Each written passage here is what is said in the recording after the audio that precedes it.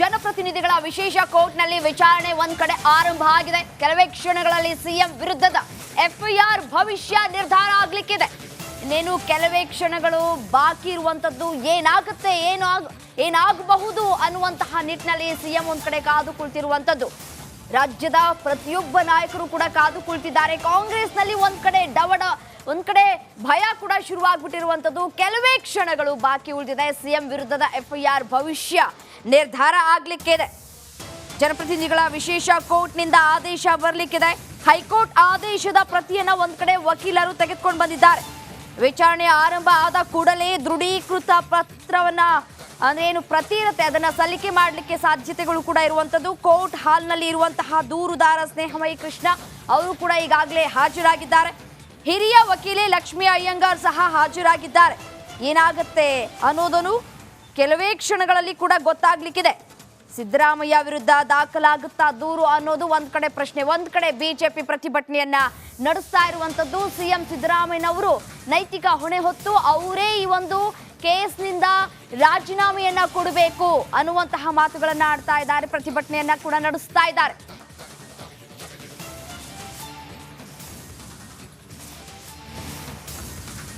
ಬಹಳ ಮಹತ್ವ ಪಡೆದುಕೊಳ್ಳುತ್ತೆ ಇವತ್ತಿನ ಆದೇಶದ ಪ್ರಮುಖ ಅಂಶಗಳ ಬಗ್ಗೆ ವಿವರಣೆ ನೀಡಲಾಗ್ತಾ ಇದೆ ಅನ್ನೋದ್ರ ಬಗ್ಗೆ ಮಾಹಿತಿ ಸಿಗ್ತಾ ಇದೆ. ನ್ಯಾಯಾಧೀಶರ ಗಮನಕ್ಕೆ ವಕೀಲರು ತರ್ತಿದ್ದಾರೆ. ವಕೀಲೆ ಲಕ್ಷ್ಮೀ ಅಯ್ಯಂಗಾರ್ ವಿವರಣೆ ಕೊಡ್ತಿದ್ದಾರೆ. ಆದೇಶದ ಪ್ರಮುಖ ಅಂಶಗಳ ಬಗ್ಗೆ ವಿವರಣೆ. ಹೈಕೋರ್ಟ್ ನಿನ್ನೆ ಒಂದು ಆದೇಶ ಕೊಡ್ತಲ್ಲ, ಬಹುತೇಕರ ಪ್ರಶ್ನೆ ಪ್ರಾಸಿಕ್ಯೂಷನ್ಗೆ ಅನುಮತಿ ರಾಜ್ಯಪಾಲರು ಕೊಟ್ಟಿದ್ದಾರೆ, ಅದನ್ನೇ ಎತ್ತಿ ಹಿಡಿದಿದೆ ಹೈಕೋರ್ಟ್ ಅಂತ ಪ್ರಶ್ನೆ ಮಾಡಿದ್ರೆ ಇಲ್ಲ, 17A ಪ್ರಾಥಮಿಕ ತನಿಖೆ ಮಾಡೋದಕ್ಕೆ ಹೈಕೋರ್ಟ್ ಅಸ್ತು ಅಂದಿದೆ. ಹಾಗಾಗಿ ಈಗ ಒಂದು ದೂರು ದಾಖಲಾಗಿ ಆ ದೂರಿನ ಅನ್ವಯ ಎಫ್ಐಆರ್ ಆಗಿ ತನಿಖೆ ನಡೆಸೋದಕ್ಕೆ ಅವಕಾಶ ಇರುತ್ತೆ. ಬರೀ ಸಿಎಂ ಆರೋಪಿನ ಖಂಡಿತ ಅಲ್ಲ, ಈ ಮೂಡಾ ಹಗರಣದಲ್ಲಿ ಯಾರೆಲ್ಲ ಭಾಗಿಯಾಗಿದ್ದಾರೆ ಅಂತ ಆರೋಪ ಎದುರಿಸ್ತಿದ್ದಾರಲ್ಲ, ಅಧಿಕಾರಿ ವರ್ಗದಿಂದ ಹಿಡಿದು ಸಿಎಂ ತನಕ, ಅಧಿಕಾರಿ ವರ್ಗದಿಂದ ಫಲಾನುಭವಿಗಳನ್ನ ಸೇರಿಸಿಕೊಂಡು ಸಿಎಂ ಪ್ರಭಾವ ಬಳಸಿರುವ ವಿಚಾರಕ್ಕೆ ಸಂಬಂಧಪಟ್ಟಂತೆ ಅಷ್ಟು ಜನ ಕೂಡ ವಿಚಾರಣೆಯನ್ನ ಫೇಸ್ ಮಾಡಬೇಕಾಗತ್ತೆ.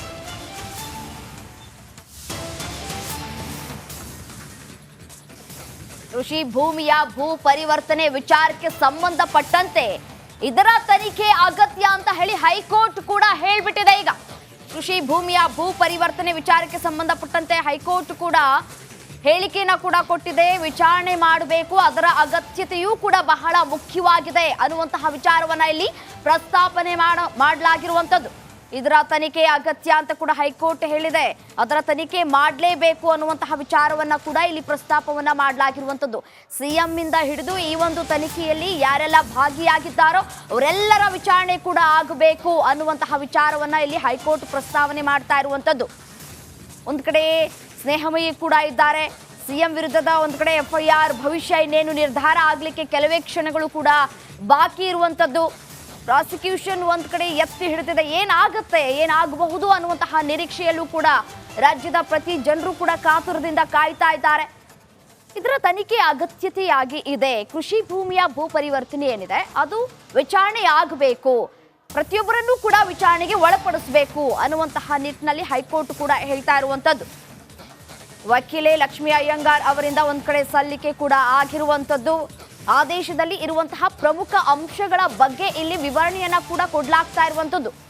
ಇಂಚಿಂಚು ಮಾಹಿತಿಯನ್ನ ಕೂಡ ವಿವರಣೆಯನ್ನ ಕೂಡ ಹೈಕೋರ್ಟ್ಗೆ ನೀಡಲಾಗ್ತಾ ಇರುವಂತದ್ದು. ಆದೇಶದ ನ್ಯಾಯಾಧೀಶರ ಗಮನಕ್ಕೆ ತರ್ಕೊಂಡು ಬರ್ತಾ ಇದ್ದಾರೆ ವಕೀಲರು. ವಕೀಲೆ ಲಕ್ಷ್ಮೀ ಅಯ್ಯಂಗಾರ್ ಅವರಿಂದ ವಿವರಣೆ ಕೂಡ ಸಿಗ್ತಾ ಇದೆ.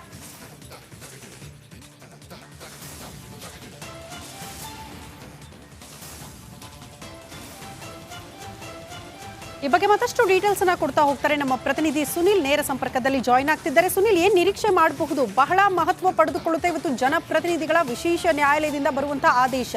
ಸೊ ಏನ್ ಬೆಳವಣಿಗೆ ನಿರೀಕ್ಷೆ ಮಾಡಬಹುದು?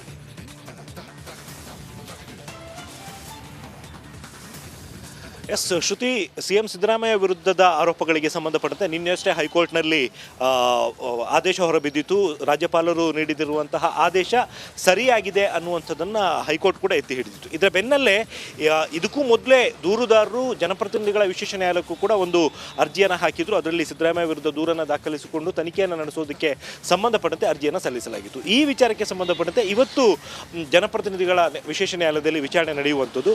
ಸೊ ಎಲ್ರಿಗೂ ಸಹಜವಾಗಿ ಕುತೂಹಲ ಇದೆ, ಯಾವ ರೀತಿ ಒಂದು ಆರ್ಡರ್ ಬರುತ್ತೆ ಅನ್ನುವಂಥದ್ದು.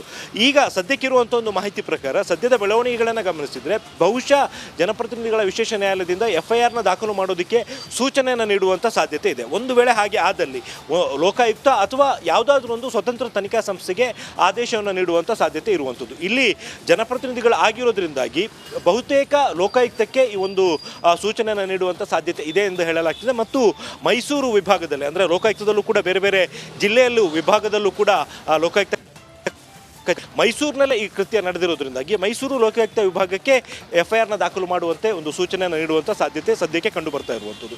ಆದರೆ ಒಂದು ವೇಳೆ ಕೋರ್ಟಿಗೆ ಏನಾದರೂ ಇಲ್ಲ FIR ದಾಖಲು ಮಾಡಿಕೊಳ್ಳುವಂಥ ಅಗತ್ಯ ಇಲ್ಲ ಅನ್ನುವಂಥದ್ದು ಕಂಡು ಬಂದಲ್ಲಿ ಆಗ ಅದನ್ನು ರಿಜೆಕ್ಟ್ ಮಾಡುವಂಥ ಚಾನ್ಸಸ್ ಕೂಡ ಇರುತ್ತೆ. ಸೊ ಎಲ್ಲವೂ ಕೂಡ ಇವತ್ತು ನಡೆಯುವಂಥ ವಿಚಾರಣೆಯಲ್ಲಿ ಈ ಒಂದು ಜನಪ್ರತಿನಿಧಿಗಳ ವಿಶೇಷ ನ್ಯಾಯಾಲಯದಲ್ಲಿ ಯಾವ ರೀತಿ ವಿಚಾರಣೆಗೆ ಬರುತ್ತೆ ಅನ್ನುವಂಥದ್ರ ಮೇಲೆ ಡಿಪೆಂಡ್ ಆಗಿರುವಂಥದ್ದು. ಶ್ರುತಿ.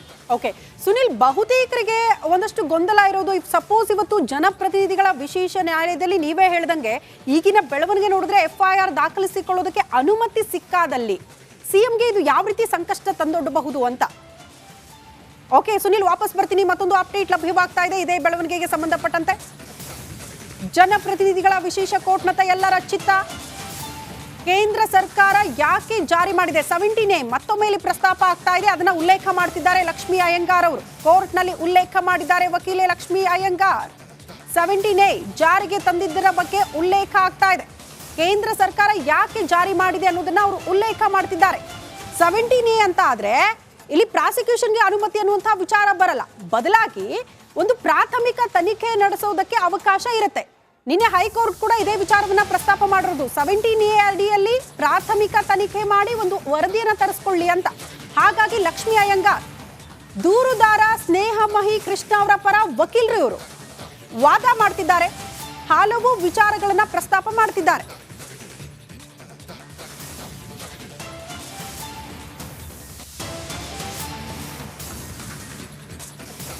ಸದ್ಯ CRPC ಫಾಲೋ ಮಾಡಬೇಕಾ ಬೇಡವಾ ಅನ್ನುವಂತಹ ಪ್ರಶ್ನೆಗಳು, BNS ಫಾಲೋ ಮಾಡಬೇಕಾ ಅನ್ನುವಂತಹ ಪ್ರಶ್ನೆಯನ್ನ ಜಡ್ಜ್ ಮಾಡ್ತಾ ಇದ್ದಾರೆ. ಲಕ್ಷ್ಮೀ ಅಯ್ಯಂಗಾರ್ಗೆ ಜಡ್ಜ್ ಪ್ರಶ್ನೆಯನ್ನ ಹಾಕಿದ್ದಾರೆ. ಸದ್ಯ CRPC ಫಾಲೋ ಮಾಡಬೇಕಾ ಬೇಡವಾ ಅನ್ನೋದನ್ನ ಪ್ರಶ್ನೆ ಮಾಡ್ತಾ ಇದ್ದಾರೆ ಜಡ್ಜ್. BNS ಫಾಲೋ ಮಾಡಬೇಕಾ ಬೇಡವಾ ಅನ್ನೋದರ ಕುರಿತು ಪ್ರಶ್ನೆಯನ್ನ ಮಾಡಿದ್ದಾರೆ ಲಕ್ಷ್ಮೀ ಅಯ್ಯಂಗಾರ್ಗೆ. ಏನ್ ಹೇಳ್ತಾರೆ ಲಕ್ಷ್ಮೀ ಅಯ್ಯಂಗಾರ್ ಆಗೋದು ಅನ್ನೋದು ಈ ಬಗ್ಗೆ ಮತ್ತಷ್ಟು ಡೀಟೇಲ್ಸ್ ಅನ್ನ ಕೊಡ್ತಾ ಹೋಗ್ತಾರೆ ನಮ್ಮ ಪ್ರತಿನಿಧಿ ಸುನಿಲ್. ನೇರ ಸಂಪರ್ಕದಲ್ಲಿದ್ದಾರೆ. ಸುನಿಲ್, ಈಗ ಜನಪ್ರತಿನಿಧಿಗಳ ವಿಶೇಷ ನ್ಯಾಯಾಲಯದಲ್ಲಿ ಆಗ್ತಾ ಇರುವಂತಹ ವಾದವನ್ನ ನಾವು ಗಮನಿಸ್ತಾ ಇದ್ವಿ. ಸ್ನೇಹಮಯಿ ಕೃಷ್ಣ ಅವರ ಪರ ವಕೀಲರು ಲಕ್ಷ್ಮೀ ಅಯ್ಯಂಗಾರ್ ಅವರು 17A ಅನ್ನ ಉಲ್ಲೇಖ ಮಾಡ್ತಿದ್ದಾರೆ. CRPC ಪಾಲನೆ ಮಾಡಬೇಕಾ ಅನ್ನುವಂತಹ ವಿಚಾರವನ್ನ ಪ್ರಸ್ತಾಪ ಮಾಡ್ತಿದ್ದಾರೆ. ಏನ್ ಆಗ್ತಾ ಇದೆ ಅಂತ ಕೋರ್ಟ್ ಹಾಲ್ ಅಲ್ಲಿ ಸದ್ಯ ಆಗ್ತಾ ಇರುವಂತಹ ಬೆಳವಣಿಗೆ ಬಗ್ಗೆ ಇನ್ಸೈಡ್ ಮಾಹಿತಿ ಕೊಡೋದಾದ್ರೆ.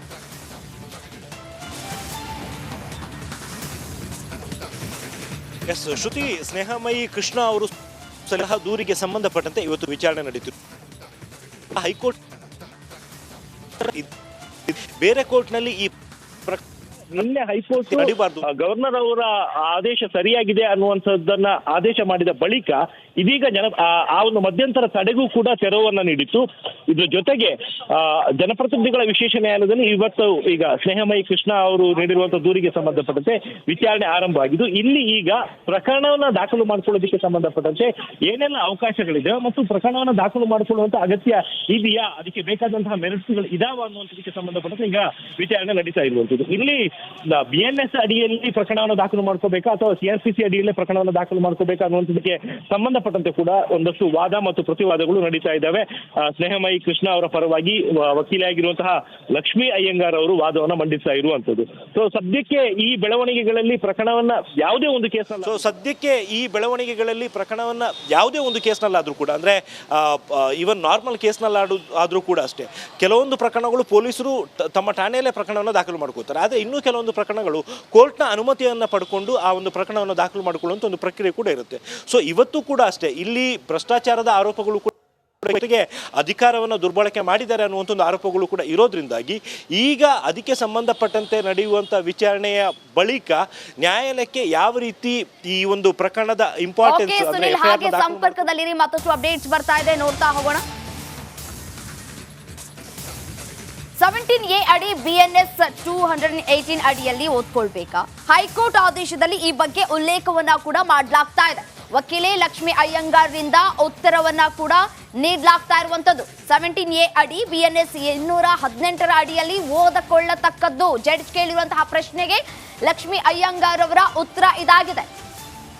ಈ ಬಗ್ಗೆ ಮತ್ತಷ್ಟು ಡೀಟೇಲ್ಸ್ ಅನ್ನ ಕೊಡ್ತಾ ಹೋಗ್ತಾರೆ ನಮ್ಮ ಪ್ರತಿನಿಧಿ ಸುನಿಲ್, ನೇರ ಸಂಪರ್ಕದಲ್ಲಿ ಜಾಯಿನ್ ಇದ್ದಾರೆ. ಸುನಿಲ್, ಎಕ್ಸಾಕ್ಟ್ಲಿ ಇದ್ರ ಬಗ್ಗೆ ಒಂದು ಜನಸಾಮಾನ್ಯರಿಗೆ ಅರ್ಥ ಆಗೋ ರೀತಿಯಲ್ಲಿ ಹೇಳೋದಾದ್ರೆ, ಲಕ್ಷ್ಮಿ ಅಯ್ಯಂಗಾರ್ ಅವರು ಪ್ರಸ್ತಾಪ ಮಾಡಿರುವಂತಹ ಒಂದಷ್ಟು ವಿಚಾರಗಳ ಬಗ್ಗೆ ಪ್ರಸ್ತಾಪ ಮಾಡ್ತಾ ಹೋಗೋದಾದ್ರೆ ಜನರಿಗೆ ಅರ್ಥ ಆಗೋ ರೀತಿಯಲ್ಲಿ ಎಕ್ಸ್ಪ್ಲೇನ್ ಮಾಡಿ ಅದನ್ನ.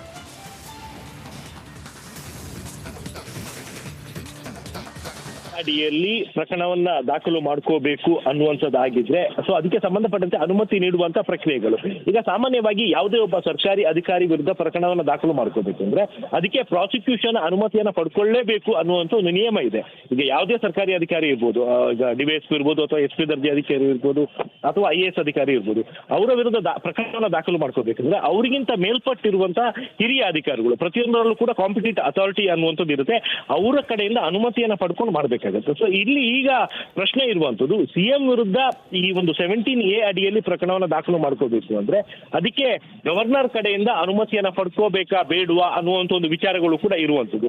ಸೊ ಇದೇ ವಿಚಾರಕ್ಕೆ ಸಂಬಂಧಪಟ್ಟಂತೆ ಈಗ ವಾದ ಮತ್ತು ಪ್ರತಿವಾದಗಳು ನಡೀತಾ ಇರುವಂತದ್ದು. ಈಗ BNS ಹೊಸದಾಗಿ ಆಗಿರುವಂತಹ ಭಾರತೀಯ ನ್ಯಾಯ ಸಂಹಿತೆ ಅಡಿಯಲ್ಲಿ ಪ್ರಕರಣವನ್ನ ದಾಖಲು ಮಾಡ್ಕೋಬೇಕಾ ಅಥವಾ ಈ ಹಿಂದೆ ಪ್ರಾಸಿಕ್ಯೂಷನ್ ಅನುಮತಿ ನೀಡೋದಕ್ಕೆ ಬೇಕಾದಂತ ನಿಯಮಗಳಿರುವಂತ. ಎಸ್ ಸುನಿಲ್, ಧನ್ಯವಾದಗಳು ತಮ್ಮೆಲ್ಲ ಮಾಹಿತಿಗೆ.